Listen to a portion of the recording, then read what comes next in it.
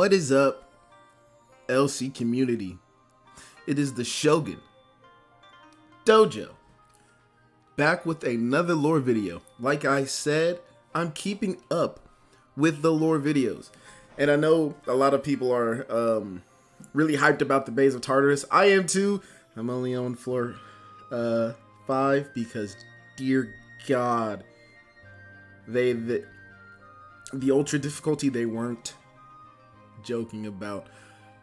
But that's not why we're here. That's not why you all clicked on this video. No, we are here because of the main man on the screen and his two homies that we still haven't seen hide nor hair of. Dyne of the Three Sages. You see, as I was preparing this video, if you guys have noticed, I know probably everybody has by now, but for those who haven't, in part 2, or in, I guess, arc 2, you know what, season 2, that's what it is. We're just going to call it season 2. In season 2 of Last Cloudia, when you're in Grandar, they gave us hard mode of stages, you know, so a couple free extra crystals to grind up. And as I was playing through them and switching areas, I noticed something in the map that made me think, wait a minute, this could be part of a lore video. And I went back, and this one is actually going to be, I feel like it's going to be slightly deeper than the last two lore videos, because we actually have, I believe, 2. I'm gonna say one. I'm not gonna show the other one. I'm not gonna show both of them, but I know we have for a fact one item that's given to us in the second arc of the game that pertains to our boy Dyne here. But you already know how we have to do this. We're actually going to start off by reading his lore and, you know, getting to know our boy a little bit, getting to know his past. And with that being said, let's dive in. Arcane Master. Dyne is something of an enigmatic figure in history who appeared suddenly during the rule of the God of Ruin. It is well established that he wielded advanced magic and fought the disciples of the God of Ruin. Thus, he is thought to have been a magician. However, considering his skill in battle, his understanding of medicine, and his broad breadth of general knowledge, the title of sage seems more fitting for someone of his wisdom. His name appears over the course of 100 years, though only intermittently. This would mean he lived longer than any human possibly could. And since there are a few accounts of him working together with people of his day, some propose that he himself wasn't a human at all. He was rarely seen in human settlements, but there are many who saw him entering ancient ruins. He was always with the 2 others at those times, and the 3 of them together are referred to as the Three Sages, as it says Dyne of the Three Sages. He didn't interact with anyone else and showed no interest in doing so either. No one knows what the 3 were doing in the ruins, but rumors say that they were studying magic. Though there is no proof to back up these claims, it can't be denied that the 3 sages exhibited great powers when battling the disciples of the God of Ruin. Contemporary accounts suggest that they already possessed the strength necessary to defeat the disciples, leaving it unclear as to why they would seek further magical powers. The true intent of their actions remains a topic of scholarly debate to this day. Now, our boy Dyne, they gave him the title of sage. They gave him the title of sage. Actually, all 3 of them the title of sage. We only know of him, right? And honestly, by now I thought they would have been giving us like the other 2 sages, who aren't mentioned in here, mind you, which is kind of annoying. But we do end up learning the name of another sage, of only one of the other sages. And of course, when we get to that part, I'll read it out and you guys will know. But Dyne in lore was a menace, right? Him and his 2 friends, yeah, that's what I'll call it. Him, his 2 friends, companions, associates, whatever they were to each other, by everybody who'd seen them in battle, already had the strength to like beat the disciples. Now, we don't know if the disciples are just referring to the general, I'll say, cannon fodder of like Loug Zeus, the divine soldiers, divine ogres, all those, or if it's actually referring to the advocates of the God of Ruin. We don't know, because they weave around that a lot, so we're gonna leave that one open-ended. So many specimens. We know from the historical records that the three sages, including Dyne, acted separately from people living at the time, but that's not to say that they had no interaction with them at all. The three are said to have effectively saved the lives of many. Once, they were said to have stayed near a certain village. They seem to have been investigating something according to the records that remain, though no one knows what or why. It was at this time that the God of Ruin's disciples decided to attack humans and beasts alike. Their sudden raid left both in a state of panic, but the three sages managed to calm everyone down and assemble a system for fighting back against the disciples. So they did help people.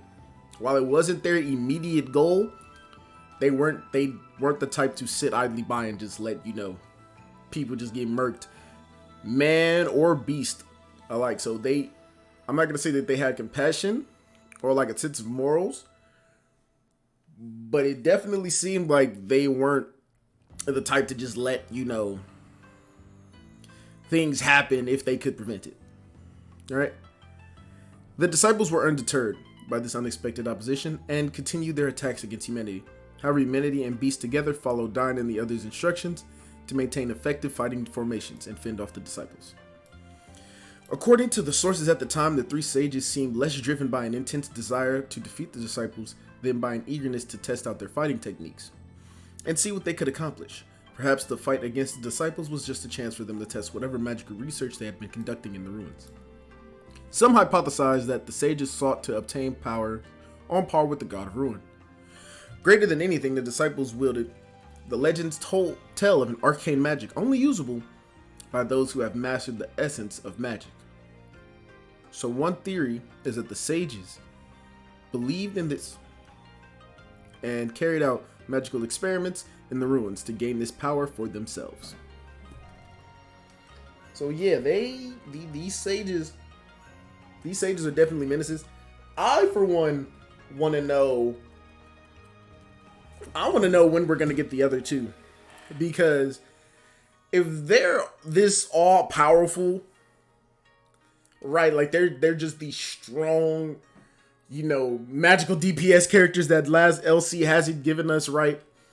One, I don't know if they're gonna rework Dyne like at all. I highly doubt it because of how long he's been in the game. But if we do get these two characters, one, that even for general pool units, they're going to have to keep up and be on par with some of the top general pool units, just like in general. So like Sea Rover Medine, Merity, heck, Murrin. I'll throw him in there. Blaze Blade Shin, Gorm. Like they're going to have to bring something there, because I just can't. I hope that they don't, just leave them.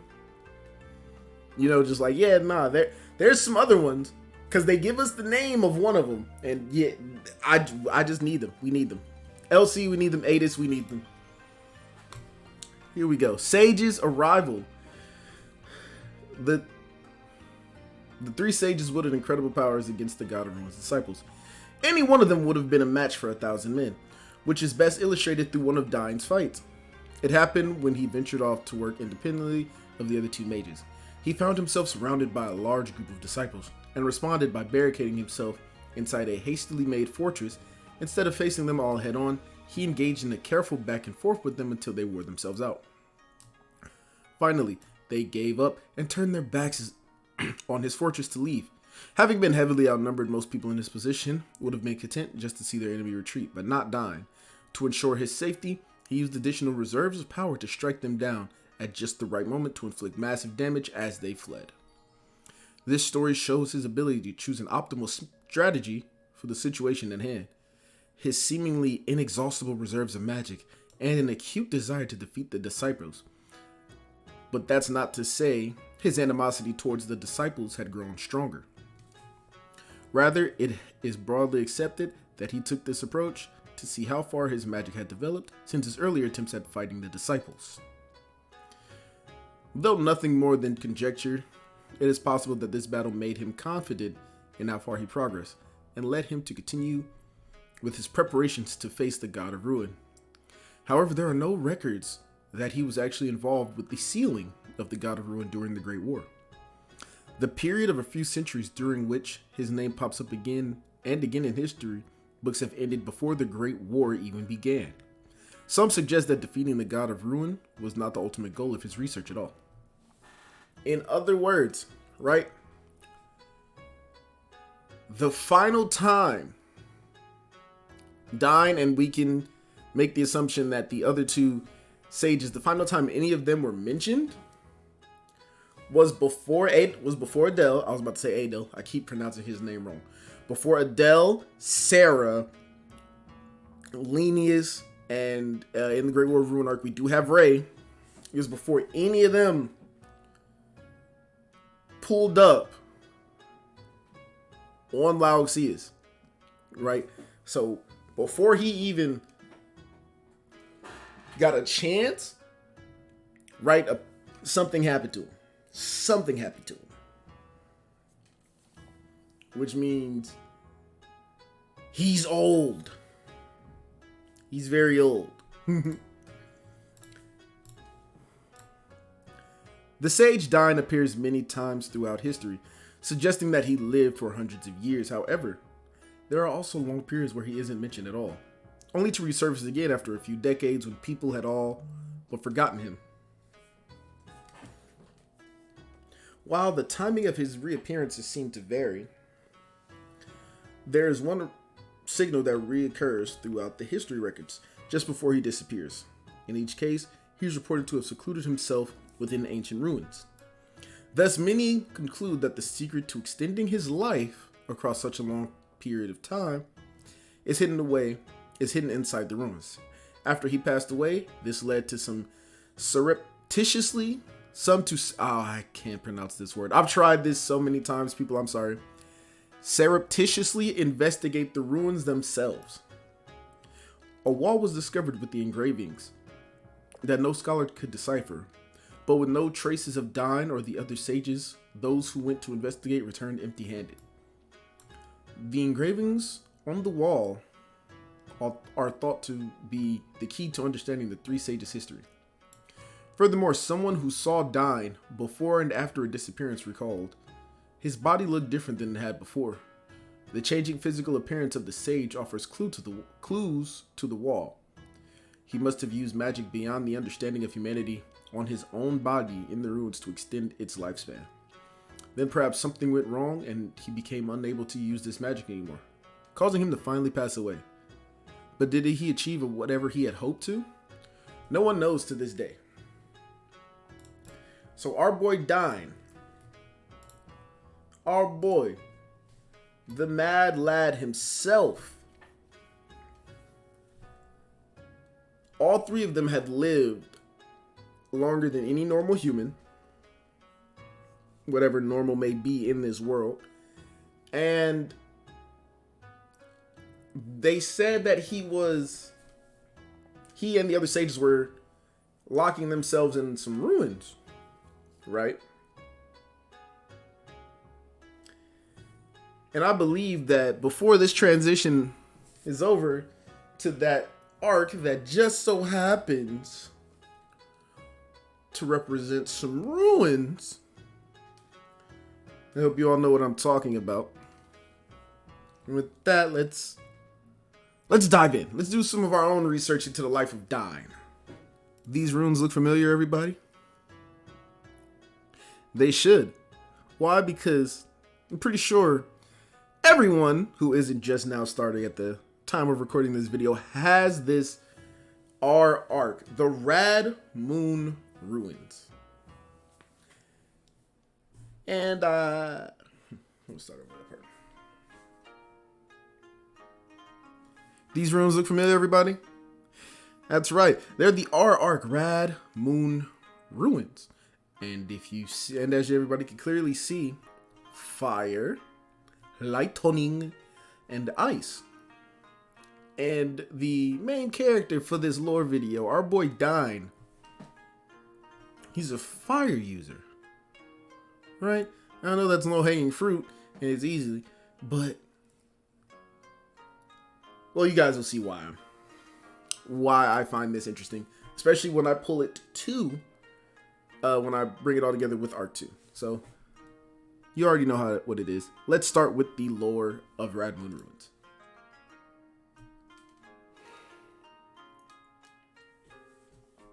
Long ago, there existed something called the True Sorcery, which stood at the very peak of magical skill. It is said to be a power that would awaken when those who had mastered various magical arts came together, concentrated their powers. However, such highly skilled practitioners were few and far between, never converging at one point in time, and the legend gradually began to fade from memory. The years passed by until in the age when the God of Ruin ruled the world. 3 of the most powerful sorcerers came together to seek the true sorcery. Dyne, the so-called father of civilization and wielder of fire. Now, this name I'm going to pronounce it 2 ways. Kanon or Kanon. Kanon, I'm going to say Kanon, it's easier to pronounce. Kanon, who controlled the power of thunder, and one other sorcerer who manipulated the power of ice. The name of the sorcerer with the mastery over ice has been lost to us, but it is certain that there were 3. They worked together in the Holy Adel Kingdom, although their exact base of activities is unknown. It is hard to get a handle on the details as they moved about frequently, but the biggest reason for the lack of information is that they operated on another level than the regular citizens of Adel and had few points of contact with them. Even those who shun interactions with others tend not to be entirely isolated, but these sorcerers had absolutely no contact with anyone outside of their trio. It is unclear how they procured life's necessities under these circumstances, but it seems they were able to respond to their environment and maintain their detached lifestyle without issue. According to those who watched them from afar, they were extremely knowledgeable about nature and civilization, and their ability to adapt to the constantly changing events around them further showed their extraordinary talents. In reverence of their superior wisdom and magical power, people at the time gave them the title of the 3 Sages. So the Sage of Lightning is named Kanon, which is kind of cliche, but that's just me. Wait, no. Yeah, we're gonna say it's Kanon. I've already dug myself into that hole. We're gonna keep it that way. So there were 3 sages. We know that one of them, his name is Kanon, and we don't know the name of the other sage, which sucks. But we do know that they were in Radmoon Ruins. Now, why is this important? Well, if we transition one more time. Radmoon, Grandar, Radmoon insignias. And as you guys can see, those 3 symbols, which you can't really see because it's very small, but we can do it like this to get somewhat of an idea. Radmoon insignias, when you first find this place, it does have like all 3 of the signs there. However, in one of the chests, you get a very specific item that we will delve into later. But before we do that, let's get back to the arc. And we're back. An obstacle to sorcery. It seems that the appearance and subsequent acknowledgement of the 3 sages in the Holy Adel Kingdom was a sudden event. One day, one of the many ancient ruins dotted around the kingdom abruptly emitted a burst of intense magical enemy, and a knight who was on patrol nearby hurried to investigate. The knight, on guard for the appearance of anyone who could threaten the kingdom, was attempting to identify what was behind the power surge when the 3 sages appeared from within the ruins. This is their first historical record of their existence. The 3 sages did not display any antagonism toward the nation that the knight had been on alert for. In fact, they seemed to have a little interest, not only in the kingdom, but in the world at large. So just what were they interested in? We get surmised that their concerns were directed entirely toward the pursuit of true sorcery and their research into it, which they had been conducting in the ruins. There are theories that the huge burst of magical power that had been generated in the course of that research, perhaps the ruins provided an environment where it was especially easy to enhance magical energy. And so it served as the perfect test site for them. The God of Ruin did not take kindly to the existence of the three sages and their unfamiliar magic, and had its followers surround the site and invade from the mountains, the plains, and the sea. The three sages fought alone against the seemingly unbeatably powerful forces of its followers, both human and beast. One stopped the enemy in their tracks with the power of ice, while another brought down lightning upon the frozen foes. Those who made it through were burned to ashes by the third. In the face of the three sages' coordinated attacks, the God of Ruin's followers could do nothing but turn tail and flee in defeat. They are menaces to society, and we need them. I hope my mic isn't peaking, and I apologize if it is. But they are menaces to society, and we need them. We need them. We need them. We need them. I want these other two sages. I want these. They already gave us the name of one. Just give us the sages, please, so that I could use all three of them in a video, just for the fun. Even after the God of Ruin's initial forces were met with defeat, it continued to order attacks against the three sages. They obliterated anyone who sought to interfere with them, no matter who or what they were. Although not intentional in the process, it seems they saved both humans and beasts from the God of Ruin's followers. Perhaps the God of Ruin resented them for pursuing true sorcery outside of its sphere of influence, and wished to prevent them from achieving their goal. There are other tales left to us from the war between the three sages and the God of Ruin. The sorcerers continued their research into true sorcery, even as they battled against those who tried to interfere. However, they began to realize that their remaining lifespan was not long enough to fulfill their goal of attaining the true sorcery. Thus, they began to research for a way in which to make their fleshy bodies immortal through the use of magic. In their investigations, they learned that the materials necessary for achieving this were found on the Adel continent. They found a way to become immortal. They found a way to become immortal. It obviously didn't work, or were they thwarted? Let's find out. There were three such materials: magic crystals from the mines of Gord, gold dust from the Badar Sea of Trees, and duckweed from the poison swamp. The three sages set out to procure these materials, but the God of Ruin, unwilling to let them achieve mortality, used its followers to try and obstruct their path. While dealing with these followers, they managed to acquire the gems and the gold dust, but the God of Ruin got to the poison swamp before them and plucked all the duckweed. Unable to gather all the required ingredients, their attempt to master bodily immortality ended in failure. This is when they shifted direction to the idea of prolonging the existence, not of the vessel, but of what was contained inside it, making their souls immortal. In other words, they would discard their deteriorating bodies while keeping their minds and knowledge and magical skill they had cultivated therein, tethered to this world. So they said, all right, if we can't keep our bodies, then we're going to pull a SpongeBob and figure out what's good for the soul. And succeed like that. Which would mean the Radmoon ruins, those three insignias that we see, the three markings that we see, are actually the contained souls of all three sages. Now, in the previous, just a few moments ago, when I showed y'all the Radmoon insignias,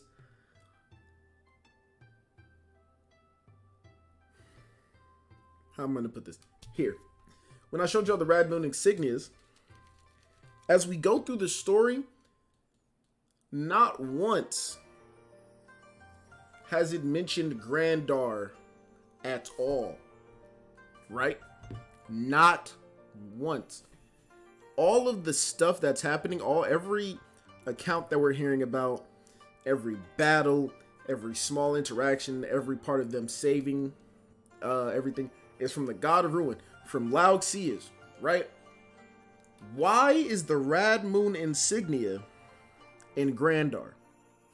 This leads me to believe that the sages may have, and this is where my little speculation comes in. The sages may have been the first ones to, I guess I'll say, transition between dimensions, and that's why their existence and the records of them is like in spurts, right? Like it's in spurts. It's like they're here these years, then they leave, and then they come back some more years. Like maybe they were jumping back and forth, right? Because so far we haven't gotten anything from Grandar, like nothing at all to suggest, hey, you know those 3 sages that you were talking about? Yeah, they've been here a couple of times. There's nothing like that. All right, that's my little speculation for this video. For now. Soul succession.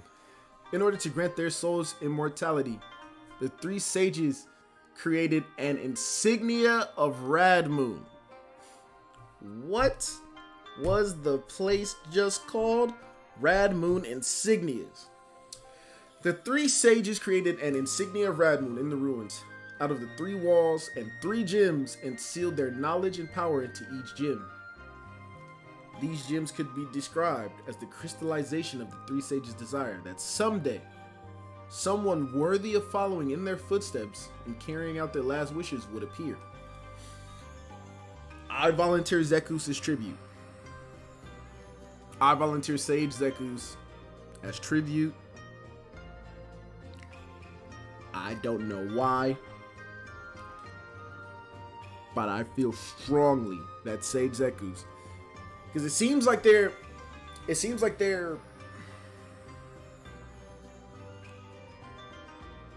the way the story is going, it seems like they're making progress.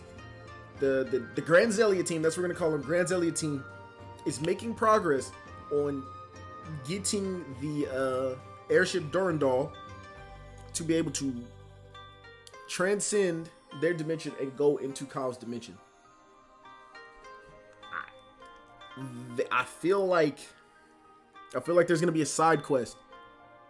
I feel like there's gonna be a side quest where we pop up and Zeus, I don't know, maybe he finds something, or you know, Kyle is like, hey Zeus, look at this object that we will be getting into later in the video. What do you think about it? Oh, this looks cool. Wait a minute. I wonder, I've heard legends of the 3 sages. We could go here and we learn about them that way. I don't know, I just feel it. And I'm hoping it is, because that'd be like a dope subplot. It is said that the souls of the 3 sages within will be bestowed upon whoever unseals the gems. To unseal them, one must correctly align the gems and the walls. Deciphering the combination would require considerable knowledge and skill. It is an abstruse method, I feel like I pronounced that right, abstruse, not method, of succession indeed. Has anyone actually managed to inherit their souls? The answer to that question can be found within existing records. The title of the 3 sages continues to appear in texts spanning hundreds of years, which is proof that the succession of souls has been achieved via the power of the insignia. However, the insignia merely passes on the souls, so it is somewhat unnatural that the name would ever crop up over centuries, as though the 3 sages themselves lived on. We could surmise that the name itself is being passed on too, and that those who inherit the power of the insignia continue to use it as a sign of respect towards the 3 original sages. The succession of souls via the insignia can theoretically continue on for all eternity. However, without a container to hold the soul, in other words, a body, the line of succession would be broken. The fact that there is no one currently bearing the name of the 3 sages may mean that the gems are currently lying dormant in the ruins the original sages once occupied, awaiting the appearance of the new vessel to carry them. So our boy Dyne is a menace. We know that this one obviously represents Dyne, this one represents Kanan, and we don't know who or what their name is. But one final transition before I stop talking y'all ears off. So, remember how the Radmoon insignia stone was broken? Well, would you look at this? Radmoon shard reduces spell sinks MP used in most quests. A magical stone that emits a strange light. It is said that carrying this orb mitigates the effects of areas that make magic use difficult. It is rumored that it was originally found in the Great Radmoon ruins, and its creation is said to be somehow linked to the three sages. However, as it's unadorned and not a wearable item, some theorize it's an incomplete creation. Which means we will be getting a subplot where we have to, como se dice, create the insignia. And I, for one, am very excited about it. And the fact that we got this, again, we got this in the second part. So for all of you look like, okay, where am I going to get this? You get this in the second part, just play through it. I believe it's in one of the chests. It's been so long since like we got it, so I don't know off the top of my head. But one, we can't use this, so this is obviously supposed to be an accessory that we're going to create. I feel like they're probably going to have us Godforge it, which if they do, FML. Just FML. So I really hate grinding for Godforge. And yeah, we're gonna, you guys can see this little you guys can see this little going back to our boy Dyne. I think that's it.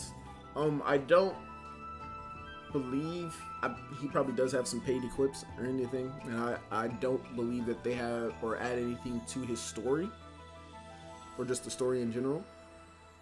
But in this lore video, one, we found out that one, the second sage's name, I'm sorry for that.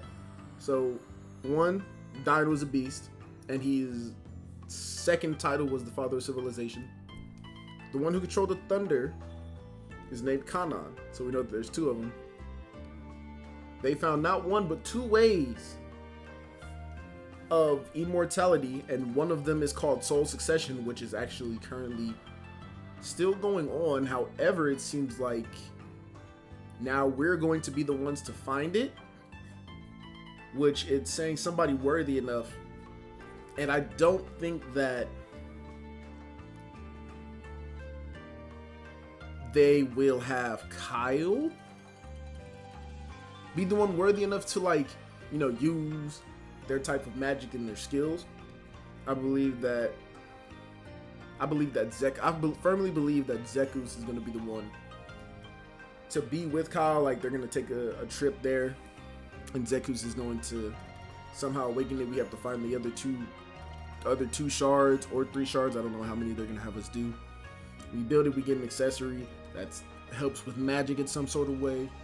Zeus gains their power, and yeah, I that's what I feel. We also know that that Loug Zeus, our boy, did not rock with them in the slightest, right? We can firmly say that I'm going to say that they posed a threat to him in a way. Now, it said that they weren't part of the original sealing process, right? They weren't a part of the original sealing process of the God of Ruin. But man, that's what I gotta say. That's why I gotta say I love Last Cloudia's lore. It's just deep. As you play through the game, you just start getting things. It comes at a pace, and we are getting more story. I believe next month is guild content, and I believe after that we're getting some more story. I have to look at the roadmap again. I'm hoping that maybe 1, they continue this quest, 2, they continue Jessica's quest, and you know, maybe we'll find another piece of the Radmoon. But yeah, with that being said, you know, the Shogun is done. I hope you all enjoy it. I'm going to keep pumping out these lore videos, so I hope you guys like them. I love the fact that I can say that I'm trying to bring more of the story out and giving people something to watch, as small as it is. I appreciate all the support on the last video over on Reddit, people asking me questions. I love the back and forth. So please keep with the back and forth. If you have any requests, any lore of your favorite character, just, you know, DM me on Discord, comment below, like, comment, and subscribe. With that being said, it's your boy Dojo, and I'm out. Later.